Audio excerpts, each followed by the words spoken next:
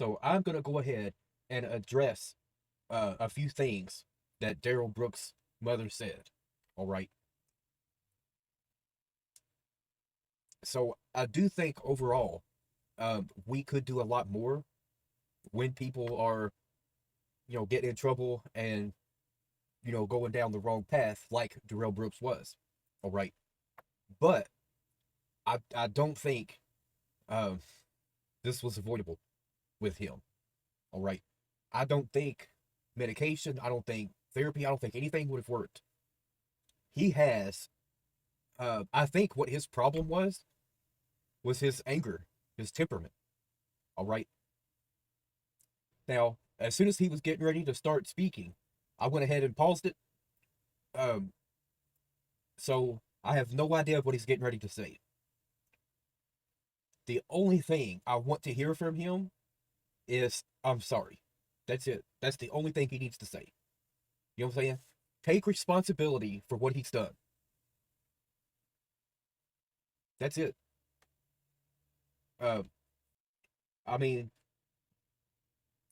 I get the argument that we need to raise awareness for mental illness and all that kind of stuff, but we're way beyond that at this point. You know what I'm saying? Like, what he's done, he can never come back from that. All right? This is permanent damage that he has caused to this community. All right? There's no coming back from that. So I am pretty sure he's getting a life sentence without parole. I've been watching, and in the comments in the live chat, someone put he could be looking at 800 years. Probably so. I would even push it to 1,000. He might get 1,000 out of this. Of course, it's kind of irrelevant. You know what I'm saying? Because you could say he could get 15,000 years. All right. Uh, it doesn't really matter at the end of the day. He only has one life. Uh, and he's going to spend the rest of it behind bars. Um, if there is one message that I could take from this, stop running from the police. You ain't going to do anything but make it worse. Your chances of escape is maybe 5%. And probably it's even lower. We're probably looking at 1% success rate for getting away from the police. And even then, there's a good chance they might have seen your license plate. Somebody knows who you are. Uh, so it's just not worth it. Stop doing it. Just stop it. You know what I'm saying? Uh, I think people need to realize that, if you get in trouble, uh, go through the system, do what you're supposed to do, and ask for help. That's the best thing you could do. Um, that's it. You know what I'm saying? Then we can talk about raising awareness. Then we can talk about uh, getting more programs for people when they need help. But you start running from the police and you hurt people in the process. I mean, especially in a situation like this. Look, actually listening uh, to these people, I mean, it was some of the most gut-wrenching testimonials I think I've ever heard. Um, how does a parent be prepared for what these parents went through? You know what I'm saying? The other thing that I was thinking of earlier, so we know there was a lot of commotion. There were bands playing, there was marching, there was, like, how could he have not have known what was going on? All right. Because remember, I think he actually lived right nearby.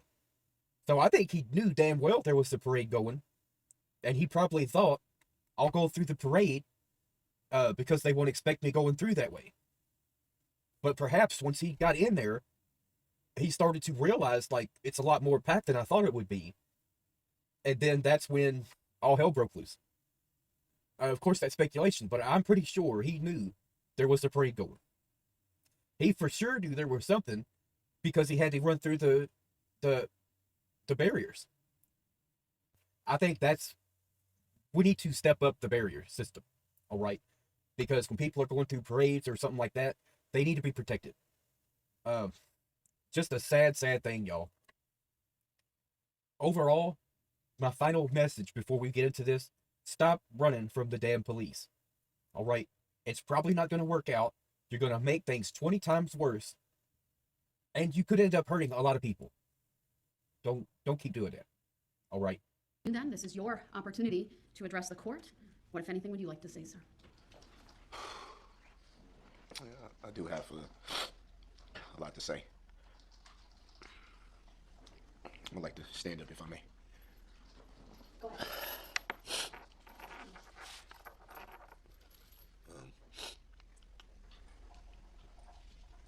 It's emotional. I apologize for taking so long.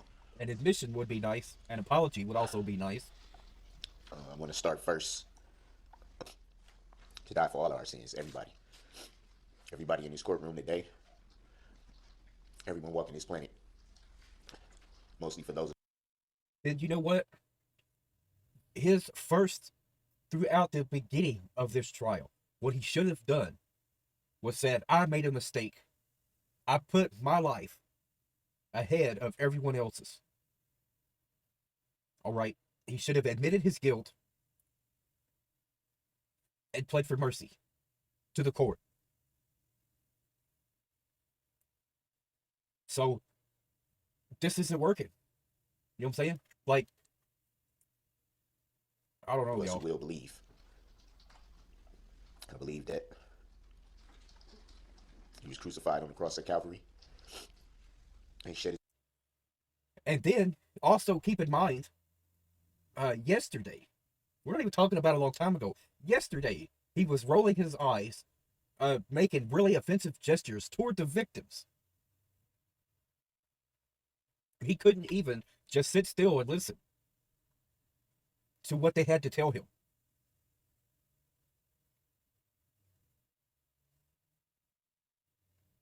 So, no, this is not working. You know what I'm saying? Own up to that. Say, I'm sorry for being disrespectful toward the victims. How about that? Can you be a human being for a moment? Blood on that cross. I wonder, are we finally going to get something real from him? We might. He might be getting ready to give us all a shock.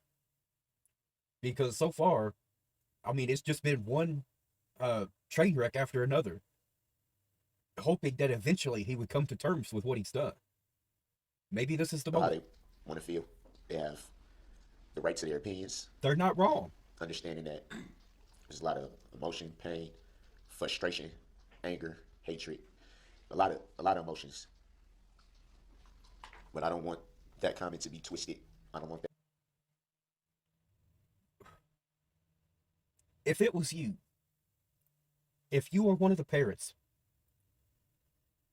and you had to see the carnage, you know, pick a few of those people, put yourself in their shoes, and then imagine the pain and misery that they're going through.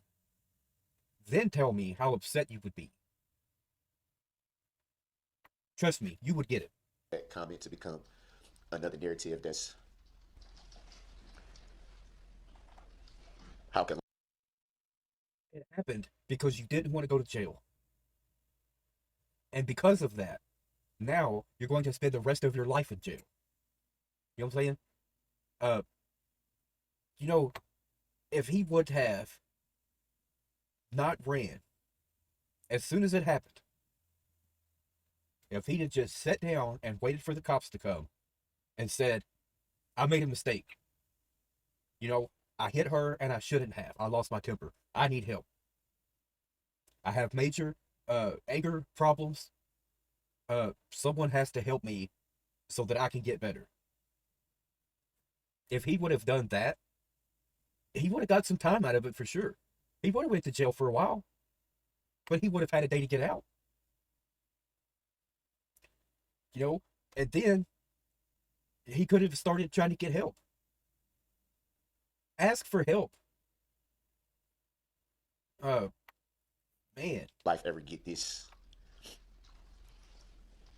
far it's away okay from to ask for help. what it should be? I want you to know that Not only am I sorry for what happened, I'm sorry that you could not see what's truly in my heart, that you cannot see the remorse that I have, that you cannot listen to all the phone calls that I've made to my family. At least we got an apology. And then it goes right off the rails again. You know what I'm saying? Like, I mean, really, looking at the logic that he had in his mind, okay, with all the business of wanting to call the plaintiff, and if the plaintiff couldn't come, then he gets to go home. If that were true, then all murders would be legal, because you can't die and then take someone to court. You know what I'm saying? So, and you know the Bible says thou shalt not kill. So there's a serious disconnect there. He was trying to have this case thrown out on a technicality, instead of just owning up to it. You know, instead of just saying, I deserve whatever the court gives me. Plead guilty and take what the court gives you. This whole thing would have been over a long time ago. You know, you were not ever gonna have a chance to win this case. And it's because of that, you know, that speaks to his delusion. You know, and the reason why I say this just went off the rails is because now he wants to complain because the victims don't know what's actually in his heart. Yeah, we do. We've seen it for weeks. We've seen what's in your heart. Yesterday, as you were rolling your eyes and being disrespectful, we saw that yesterday. And so they would come out in frustration. I take responsibility for that and apologize to you, Your Honor, in the court. Nothing about it was personal. It was a part of me that felt that I haven't been able to defend myself. Carrying on the way that he has toward the court, toward the victims, toward the prosecutors, toward the judge, that is all, you know, that has all went towards making him look even more like a villain. All right. Had he have just went in, pled guilty, and said, I accept whatever the court gives me, I mean, everything would have went a lot easier. You know what I'm saying? And I think it was just the pot boiling over. 2021 was not an attack. It was not planned, plotted. That does not matter. What matters is that when you saw there were people in front of your vehicle, you kept going. You ran people over and you kept going. You ran more people over and you kept going. That's the only thing that matters.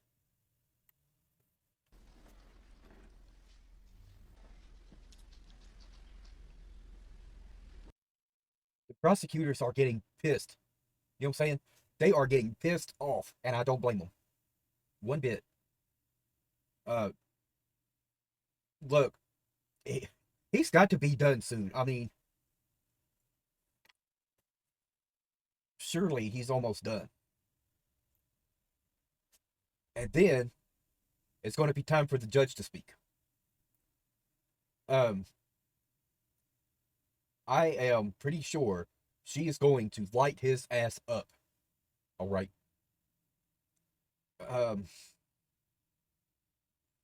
I think she's going to have some very harsh words. And understandably so. With the rhetoric, the disrespect that he has had towards her, toward the court, towards in my opinion, toward the United States. Our judicial system is what our country's founded upon. You know what I'm saying? So I can understand being frustrated and being upset, when you're getting in trouble and you're going to jail. I get it. I've been there. You know what I'm saying? But it wouldn't have mattered. I still showed respect when I was in the courtroom. I still understood what my role was in that situation. Your role is to go to court, speak when you're spoken to, and do what they tell you to do. You are not there to, your input doesn't matter. All right? Your feelings don't matter to the court. Voice their opinions and their frustrations and their angers, because I believe and hopefully that will alleviate some of the wounds. I could never point a finger at them and say they're wrong for what they said, their opinions, how they feel. Never. And I won't do it. I won't do it now, and I won't do it ever. You just did that yesterday. You know what I'm saying? Yesterday, you just did that. So, be honest about it. You know you were being disrespectful. They called you out on it. Admit the wrongs that you have done. All right? Like, come on, man. They're well within their rights. It was towards Miss Susan 𝕒𝕤. And I won't even throw shots back at her. Again, I choose to. They were there fighting for the victims. Okay?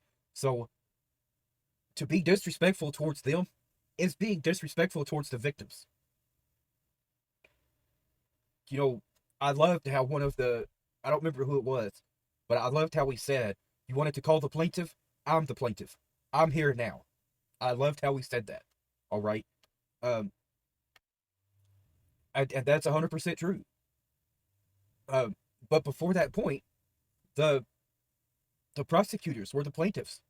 The prosecutors were there on behalf of the victims. They were there fighting for the victims. So if you wanted to call the plaintiffs, you had to call the prosecutor to the stand. You know what I'm saying? I mean, come on. To raise my voice, I refuse to do any of that. And I realized that last night. The part of me that I don't understand why it goes the way. But also, it doesn't matter if you respect how she did her job or not. You know what I'm saying? Like, that is irrelevant to her. All right? Irrelevant. What matters to her is how the court values the job that she did. Okay? That is what matters. And I don't see any issue whatsoever with how the court is going to value the conduct and the job that she did, as well as the entire team that were prosecuting this case. I think they all did an exceptional job. If there were any issues, then his opinion would matter. But the problem is that the court is not going to have any issues with the job they did. You know what I'm saying? So the court, this whole thing is irrelevant right now. It's all irrelevant. It doesn't matter. Goes had every intention to come in here and lay into you. Man. Out of frustration and out of the fact of feeling that I needed to defend myself by some of the things you said. Frankly, it's none of your concern.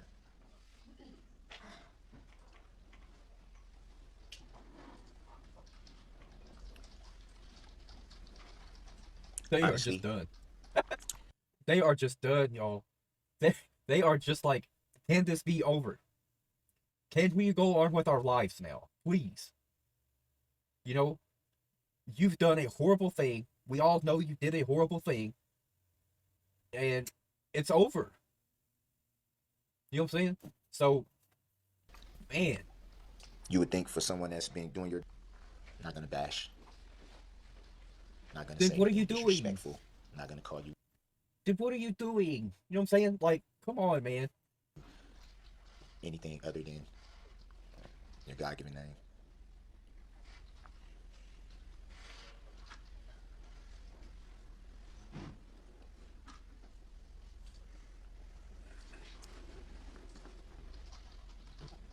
As far as the integrity go,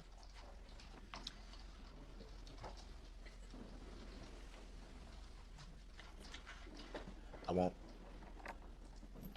ever be able to wrap my head around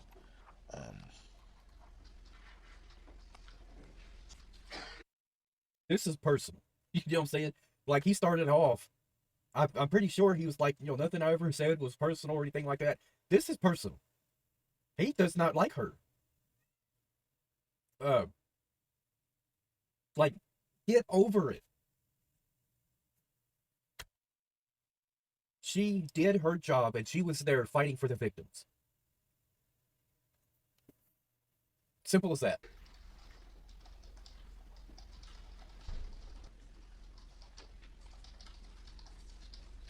I don't believe you're that bright. Oh, man. All right, guys. So we are finally at the last part of this trial. Really, the only question I have is where he's going. Not for how long, because we already know. Wherever it is that he's going to, he's going to be there for the rest of his life. The question is he going to a mental health facility or is he going to prison? I am 90% sure he's going to prison. All right. He has already passed the competency hearing. You know, and I don't think just having behavioral problems and having anger problems, I don't think that's going to cut it to get him into a mental health facility. But who knows? I mean, ultimately, it's the judge's decision. So let's go ahead and see what the judge has to say about all this. Ultimately conclude with the sentencing. I'm going to start with a review, frankly, of Mr. Brooks's NGI plea. I wasn't going to start out doing that, but I feel compelled to make a record of certain things. Whether the defense team at that point ever hired anyone, they are not required to disclose that. I don't know, but I have 4. Now, that's the first time I heard that, because I wasn't watching when this originally began. So, by the time I started watching, he'd already fired his defense team. He was already representing himself. I mean, I didn't even hear the original story from the news. All right. So when I had first started watching this trial, I had no idea what had happened. All right. That he wasn't diagnosed with something. I've referenced this previously, but that's... And that right there is what I figured she was going to say. All right. Just having anger management issues and, different things like that, that doesn't qualify you to get any special treatment. All right. It just doesn't. He made the decision to beat up his girlfriend. He made the decision to run from the police. He made the decision to run those people over. He made all of these decisions knowing right from wrong. He knew what he was doing was wrong. He knew those were people he was running over. All right. So the idea that mental illness is what caused him to do this, no, it is not. Not wanting to go to jail is what caused him to do this. Wanting to get away from the police at all costs is what led him down that road. You don't need mental illness to have an episode of tunnel vision. Cops not wanting bad guys to get away, they can experience tunnel vision. Bad guys trying to get away from the cops, it has nothing to do with mental illness. All right. It has to do with a person setting aside all other factors and only focusing on one issue. I don't want to go to jail. I must get away at all costs. That's it.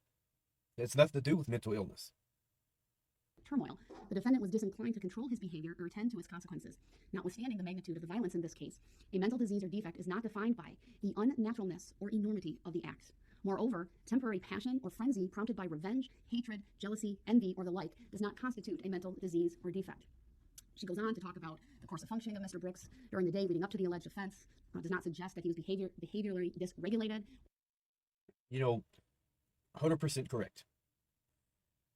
Anyone can experience rage, jealousy, all these other things that she's mentioned. Doesn't mean you have mental illnesses. Okay? Even if you lose control a lot of times, like he would do, that also doesn't mean he has mental illnesses. You know what I'm saying?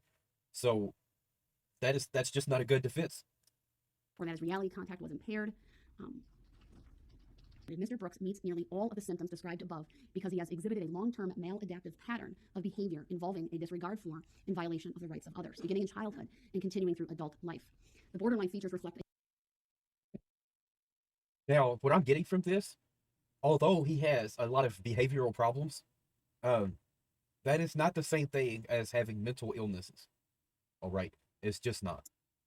This is self-control problems. All right? A general inability to sustain healthy relationships with others, including his domestically violent relationship. It is not something you easily forget. It makes an impression, even on someone like myself who's not an MD or a doctorate. So, I think now she's getting ready to start tearing into it. I think what is getting ready to happen is she is going to say that it is a disgrace for him to claim mental illness in order to get out of this. Because there are people who actually have mental illnesses. So I think she's going to say this is a sad thing. It's sad and it's pathetic to try and use his behavioral problems as an excuse for why this happened. To say that because he has behavioral problems, that means he's has mental illness. I think she's going to say this is sad and it's pathetic. Is generally what I think she's about to say. Level psychologist. I've been in the room, Asian. There are many times, good people do bad things, but there are times when evil people do bad things. There is no medication or treatment for a heart that is bent on evil. Child trauma, bipolar, indifference, physical abuse of a child, or even childhood trauma did not cause Darrell Brooks to commit the acts for which he will be sentenced here today. It is very clear to this court that he understands the difference between right and wrong, and that he simply chooses to ignore his conscience. He is fueled. And that right there is the difference. Because he knew right from wrong. He knew what he was doing was wrong. When he struck his girlfriend, he knew and understood that if the cops caught him, they would take him to jail because that was wrong. Okay? That's why he ran. Now, if he actually, had some mental illness or something like that, he would not have known or understood that what he did was wrong. Okay? The cops would have shown up and he would have said, wait a minute, what's going on? I didn't do anything wrong. Right? He would have thought it was perfectly okay to hit her in the face. That's someone who actually has mental illness. He knew, 100% he knew that what he did was wrong. By anger and rage. Some people, unfortunately, choose a path of evil. And I think, Mr. Brooks, you are one of those such persons. As to such a treatment facility, that is something. But that is not something that's on the table. So he's not going to a mental health facility. He's just not. He's going to prison for the rest of his life. That's all there is to it. I seriously do not think he's going to get any type of parole whatsoever. All right. But ultimately, it's the judge's decision. But as she just stated, he is one of those people that is just ingrained with evil. So yeah, he's not getting parole. I'm pretty sure she's going to give him life without parole. That is simply not on the table. And again, Right, it's 4 exactly what I said. evaluations, It's not on the table. even my own assessment, but 4 evaluations from licensed professionals say otherwise, even in the face of your family saying that, and even in the face of you claiming that. I'm not even here to say that some of those things can't coexist, and you might not have some of your own mental health issues, whether it be bipolar, childhood trauma, or things of that nature. But the bottom line is none of that caused you to do what you did on November 21 of 2021. I want to next turn to... It could be aggravating factors, like it could have set the wheels in motion to help push him to that point. But, you know, a reasonable person would not have done such a thing. All right. Especially a reasonable person that knows right from wrong.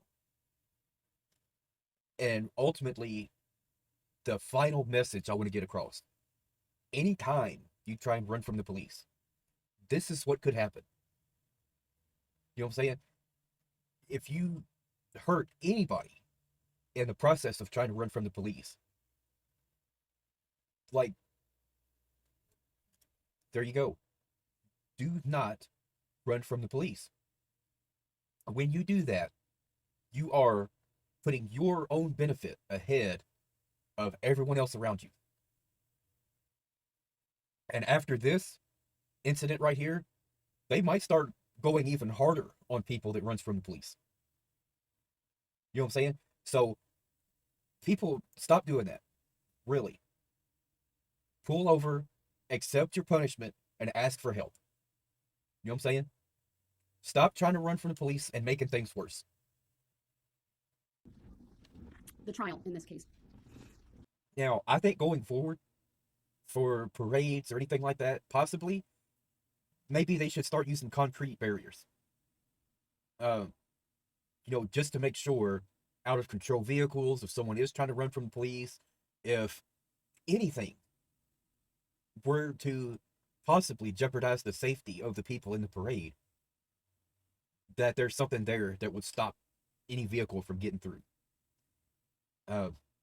It's just a thought. But I think especially for this community, all right, put up concrete blocks. That way, so maybe they could feel safe enough to eventually start going to parades again.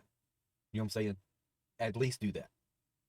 At least maybe if they see concrete blocks, and know that it's secured, maybe eventually they could go again. It's just a very tragic thing, you know. On Main Street and surrounding that. We know because we heard from Sergeant Juan rules even of decorum and decency. And I'll get to this more fully when I talk about your character. And I know you went hard at Attorney Opper for her bringing these things up, but those are legitimate, lawful. It's like I said, y'all, he was asking for this. She's about to start tearing into him now. So she's laid the foundation for why she's about to go hard. All right. She has been, by far, I think the best judge I've ever seen. Like, I've never seen any judge be so understanding. All right. Like, he couldn't have asked for a better judge. I'll put it to you that way. If it was any other judge, he would have spent 99% of the trial in the other courtroom. Of course, it is a very difficult balancing act because he was representing himself. So at the same time, I don't know, even still, he can still participate from the other courtroom. He can still view the monitor. He can still see what's going on. I think any other judge, that's where he would have spent the entire trial. He starts acting up and interrupting, he's muted.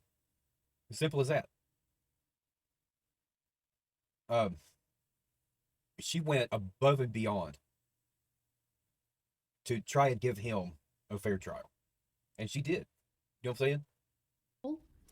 Sentencing considerations. And when I get to that point, I'll tell you the case. Stop. And try to add something in that you know for a fact never even happened. You want to sit there Mr. and talk Brooks, about... He's not going to have it. He's done this the entire time. This is it. Who has grace and all this? You talking about someone with 5 kids that don't have You custody. need to stop right now or you will be removed. Remove me then. All right? He will be removed. He cannot simply stay I don't quiet in consent this to being court in case. sentence anyway. I don't consent to this, just like I told you. I don't know the, We'll be in recess I until don't he's even together understand tomorrow. the true nature and cause.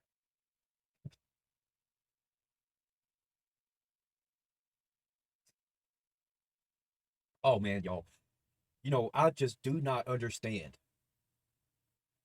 Um, this is what I was hoping would not happen. All right. I was hoping he was going to have to sit there and listen to every single word she had to say. So he is probably just going to tune everything out and he's not going to listen to her as she's finishing her statements. And I think that's a shame. You know what I'm saying? The least he could have done is own up to it and hear what the judge had to say. I really wanted to determine for myself how long this carnage took. We know the distance, right? From at least where he entered. And you know what, Madam Clerk? Put my screen up, will you? Sure. I'm going to put Exhibit 15 up because I think it's worth doing that. All right. Now, this is an excellent point right here.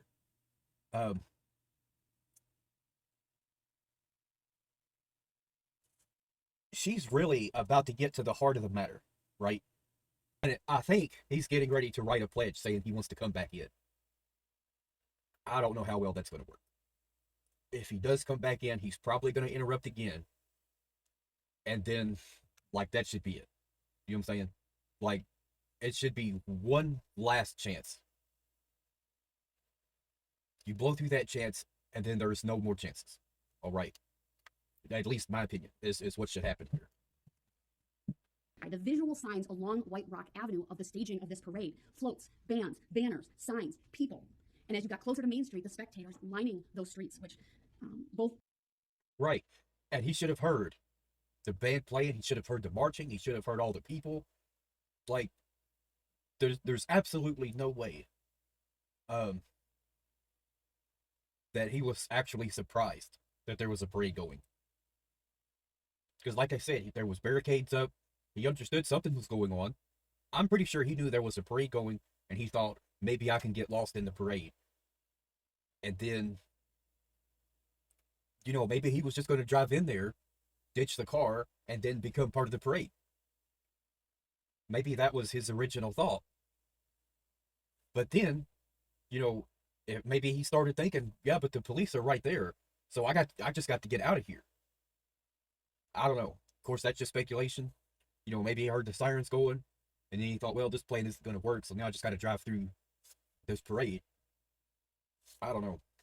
All of my notes is that from the very beginning, he wanted to argue jury nullification. You go back to his opening statements. He talked about power, the jury doing the right thing. He repeated that theme during his closing statement. Now, this is something that I was wanting to address. All right. Although he's not allowed to specifically say they have the power of jury nullification, it is something that they're made aware of. I do believe in the jury instructions, they're always told, you decide right from wrong. Correct me if I'm wrong, but I'm pretty sure that is specifically said to every single jury. You decide right from wrong. That is jury nullification. The delusion here is that he thinks, or I should say he thought, that if he could tell the jury they have the power of jury nullification, they would just turn around and say, well, not guilty. We're just going to nullify the guilt, right? That delusion is far beyond anything I could even begin to comprehend.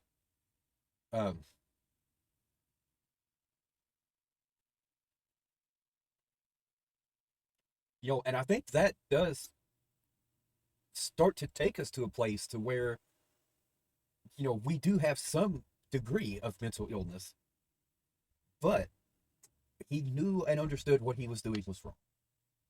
So whatever mental illness he has that put him in a state of delusion about, And once again, he could have been saying and doing all those things in order to make himself appear delusional. You know what I'm saying? Like, that's a possibility too. Uh, I mean, that could actually be the entire strategy of his. Make my behavior completely unorthodox, say ridiculous and outlandish things, um, all in an effort to make myself look like I have a lot of mental illnesses going on. And because of that, I'm not guilty. That could be the whole thing. You know what I'm saying? So if we would take that into consideration, that could be what was actually going on, then all of a sudden, all of his bizarre antics make sense. Everything. If that is true, now of course that's speculation. I don't know that for a fact. But it would make sense. So then all of his bizarre behavior would be, he knows and understands that, his behavior is way off the rails, right?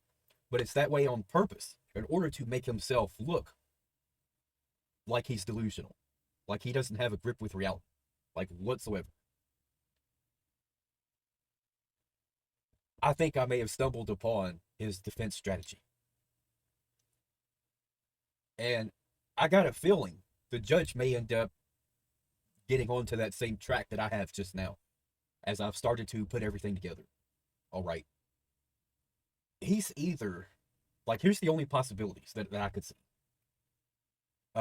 He either has some degree of mental illness, because you can't be completely sane and have that degree of delusion. To think any jury in the world would just let you walk after doing something like that, because they've been told they have the power to do so. So that's, if he really believed that, that's delusional. You know what I'm saying? So it's either that he has some degree of mental illness because of that delusion, because you can't be completely sane and have that degree of delusion. Okay? Those two things, for me, just doesn't fit well together. All right? So there's that possibility that he has some degree of mental illness. I don't think that's the case, because as the judge has already pointed out, everything that the court has been provided has said he basically has behavioral problems. He has antisocial. He's a few other things probably, but not much in the way of mental illness. I want to talk next about, here's my note that I found. One more thing on Mr. Brooks. At times, right, we've seen the eye rolling, the fake clapping, the laughing, hand gestures, many times and most times very emotionless. Unless he's doing those things, which would be really inappropriate and are inappropriate, his reactions are largely negative when things are not going his way. What did this community suffer as a result of this tragedy, this malicious conduct by Mr. Brooks? Well, I think many of the victims who spoke said it best. Lori Locken described it as this: a sense of personal safety you robbed from us.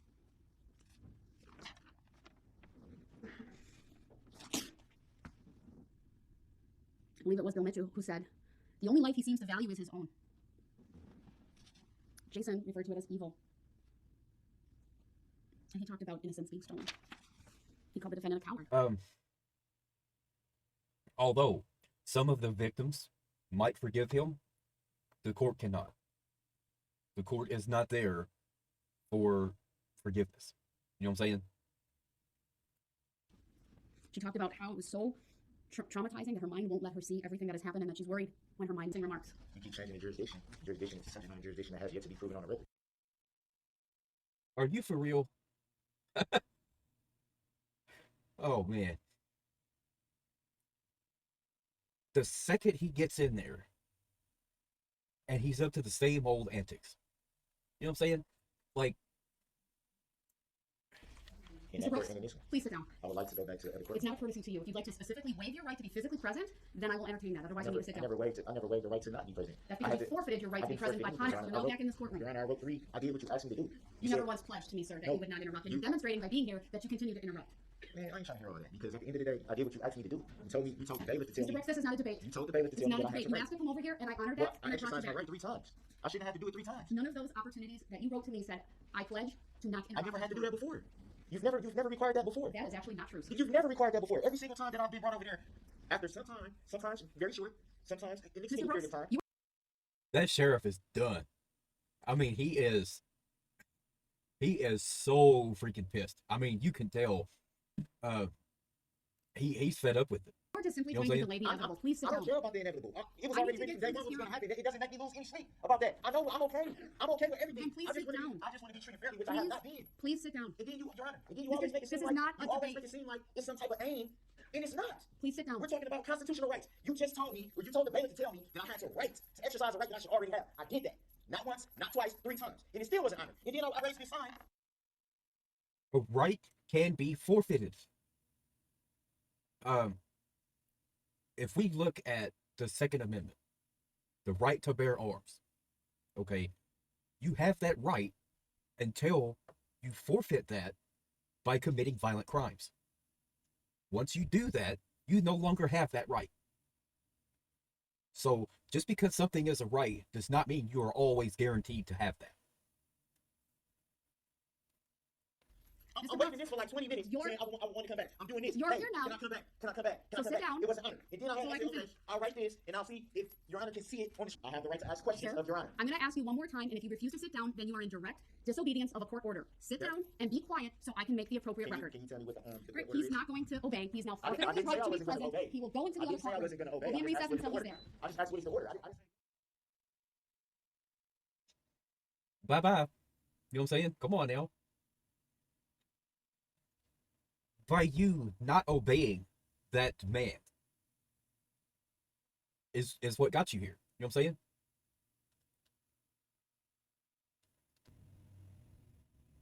It's frustrating enough for people watching this trial. I could only imagine what the judges went through, what the prosecutions went through, the victims' families, what they've went through enduring all of this. Of course, I do need to first verify that they can hear and see us. I'm getting the thumbs up. We're back on the record. The record to reflect that Mr. Brooks is no longer in the main courtroom. He is in the adjoining courtroom. I, of course, have been erring on the side of constitutional caution, but I would note that his right to be present at sentencing is a statutory right, which, frankly, I probably don't need to go through the findings under Illinois versus Allen. But as I've just stated, because I know some of you guys watching might be curious, you know, thinking, oh, maybe they are, you know, restricting his constitutional rights. They are not. Because as I've stated before, a right can be forfeited. You know, as a matter of fact, it's in your Miranda rights. You have the right to remain silent. Doesn't mean you have to be silent. It means you can be silent if you so choose. It is what it is. But I did, but under, whether it's a statutory right or a constitutional right, you can forfeit for 2 hours. 1 sentence. That's it. I'm sorry. No detail. 2 hours. 1 sentence. No empathy for any of these individuals, at times mocking them with hand gestures or rolling his eyes multiple times. That is not an indication or a sign of someone who has empathy, who is sorry for what he has done. We may never know the true why, but we were provided with nothing here today other than a feeble attempt to blame mental health, which frankly does a disservice to those who truly suffer from mental health issues. There we go. That right there is exactly where I thought she was going to go with that. You know what I'm saying? The disgrace, the disrespect for people who actually suffer from mental illness. To use that as a ploy to try and get out of something when, you know what I'm saying? Couldn't have said it better myself. I understand why his family might cling to that because of the difficulty to protect the community. I referenced this earlier. There's really 3 primary reasons for the sentences I will impose here today. One is punishment, one is to protect the community, and the other is to provide justice and closure to the victims. Because under that category of need to protect, the court does get to consider the impact of these crimes on the victims. There will be none of the milestones that these families were looking forward to, whether it be for an innocent 8-year-old or an innocent 79-year-old. Frankly, Mr. Brooks, no one is safe from you. This community can only be safe if you are behind bars for the rest of your life. The actions of Darrell Brooks demand punishment. The community is not safe from more violent and criminal conduct unless you are in custody. You left a path of destruction, chaos, death, injury, confusion, and panic as you drove 7 or so blocks through the Christmas parade, never once stopping or seemingly caring about the wake of carnage that you left. 4 of those blocks were turned into a scene that frankly is no different than a war zone. On counts 1 through 6, this court is imposing a life sentence without the possibility or eligibility for extended supervision consecutive to one another. 1 life sentence for Virginia Sorensen. 1 life sentence for 𝕒𝕒𝕝𝕜. 1 life sentence for Tamara Durand. 1 life sentence for Jane Kulik. 1 life sentence for Bill Huskell. And 1 life sentence for Jackson Sparks. I've considered the enhancer and the additional 5 years that I could impose, but I don't need to really order that because I've not made him eligible for extended supervision, and it would only be to increase his time on initial confinement. But make no mistake, Mr. Brooks, you use that vehicle as a battering ram. 162 and a half years of initial confinement and 305 years of extended supervision on top of the life sentences that I've imposed. That is 17 and a half years, sir, for Nicole White. 17 and a half years for Eleanor Anders, 17 and a half years for Sasha Catalan Castillo. 17 and a half years for Maura Gilchrist. 17 and a half years for Justin Gullickson. 17.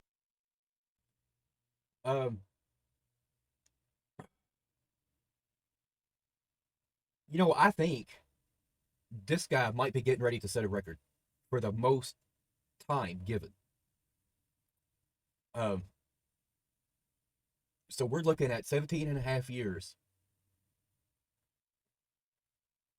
times 60, 63 or 64 probably. So yeah, I think someone put in 800 years in the live chat. I think it was yesterday. They were probably pretty close to being accurate. You know what I'm saying? 17 and a half years for Harry Guilfoyle. 17 and a half years for Aidan Lofgren. You also have 20 days from today's date to appeal the decision of this court. Does the state believe I've overlooked anything here today? No, thank you, Your Honor. All right, those documents will be provided to Mr. Brooks. I will note for the record that many times during my final sentencing remarks, he was holding up an objection sign. That objection is noted for the record. This now concludes this hearing and this case. You're now off the record. Well, that's it, y'all. You know, overall, pretty much exactly the way I thought it was going to go down. You know what I'm saying? Life without parole. And as she put it, it's well deserved. You know what I'm saying? That's it for now, y'all.